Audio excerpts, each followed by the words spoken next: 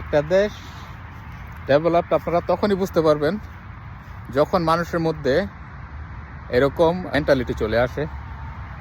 আপনার জার্মানিতে যখন আপনার লান্ডস্ট্রাসে বলে, মানে শহর থেকে যখন একটু বের হবেন, এরকম অনেক প্লেস আছে যেখানে লেখা আছে আপনারা নিজে চাইলে ফুল কেটে নিয়ে যেতে পারেন। তো এখানে সূর্যমুখী ফুল আছে এখন, যেহেতু ঠান্ডা পড়ে গেছে।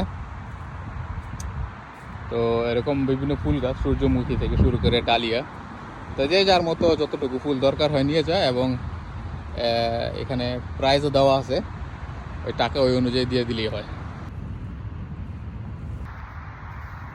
এই যে সূর্যমুখী, আমরা কয়েকটা নিয়ে নিতেছি।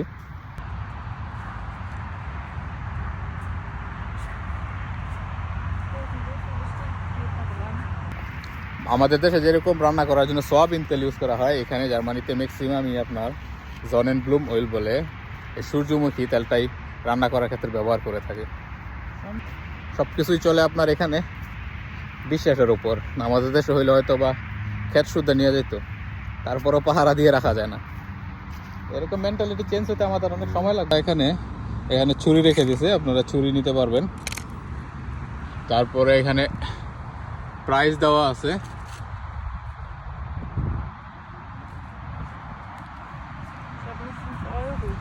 আর এখানে এই যে আপনার পয়সা দেওয়ার জন্য বা টাকা দেওয়ার জন্য বক্স রেখে দিয়ে গেছে।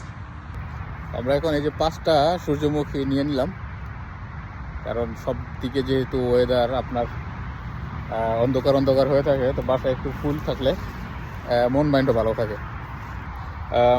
5টা সূর্যমুখী ফুল 3 ইউরো হয়েছে।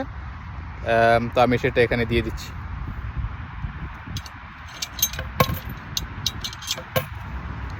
So that's it.